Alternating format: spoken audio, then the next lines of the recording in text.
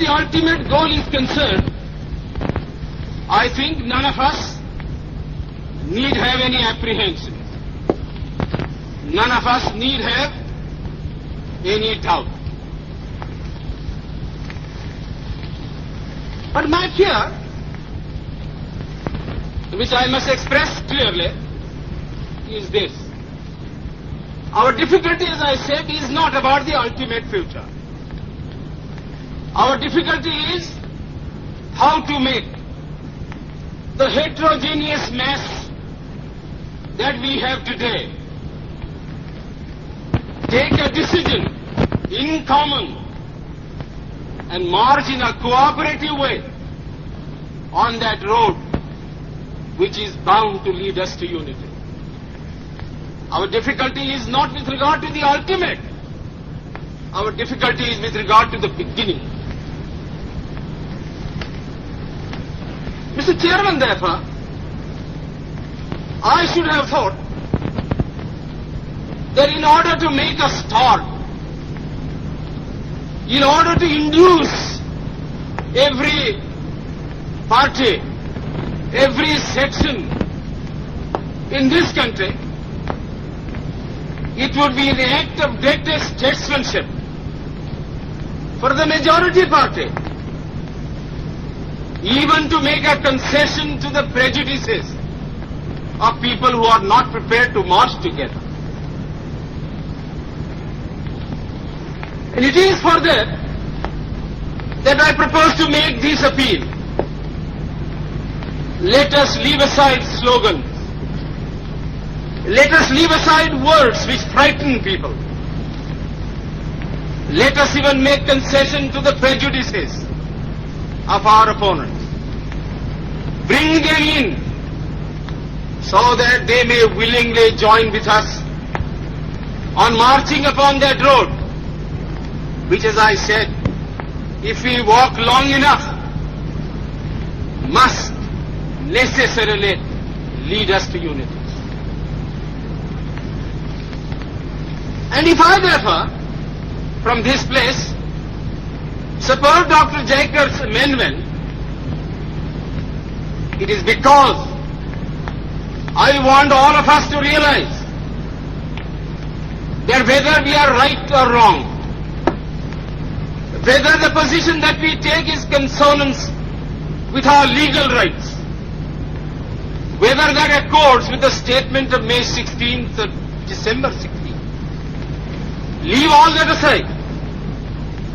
This is too big a question to be reduced to the position of mere legality.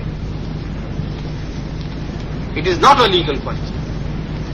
I say leave aside all these considerations and make some attempt whereby those who are not prepared to come will come. Let us make it possible for them to come. That is my appeal. In the course of the debate that took place, there were two questions which were raised, which struck me so well that I took the trouble of taking them down on a note paper. The one question was, it was asked, I think, by my friend, the Prime Minister of Bihar, who spoke yesterday in this assembly. He said, how can this resolution prevent the League from coming into the Constituent Assembly?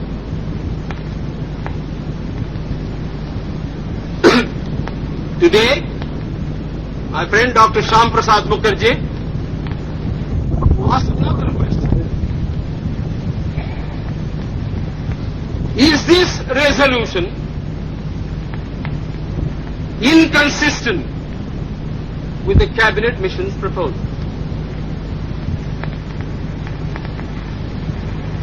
Now, sir, I think they were very important questions. And they I think, ought to be answered.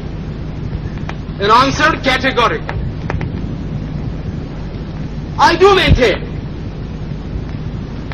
that this resolution, whether it is intended to bring about the result or not, whether it is the result of cold calculation, or whether it is a mere matter of accident, is bound to have the result of keeping the Muslim League out.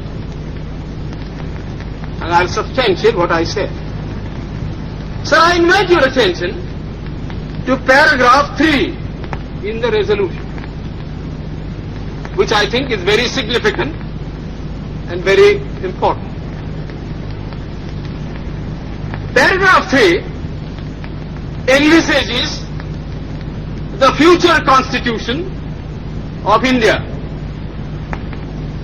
I do not know what is the intention of the mover of the resolution, but I take it that it is a sort of, after this resolution is passed, it will act as a sort of a directive to the Constituent Assembly to frame the constitution in terms of paragraph 3 of the resolution. What does paragraph 3 speak of? Paragraph 3 says that in this country there shall be two different sets of polity.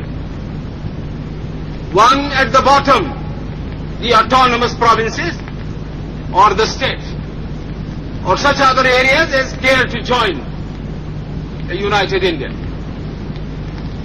These autonomous units will have full powers.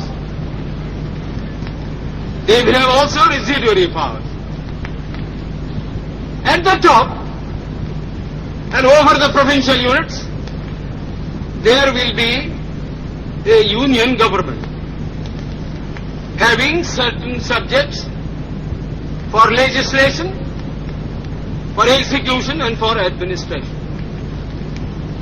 So as I read this part of the resolution, I do not find any reference to the idea of grouping an intermediary structure between the union on the one hand and the provinces on the other. Now, reading this paragraph in the light of the cabinet mission's statement, or reading it even in the light of the resolution passed, having said that we do not want a strong center, and having accepted that there must be or should be an intermediate polity, a sub-federation between the union government and the provinces, I like to know why there is no reference in paragraph 3 to the idea of grouping.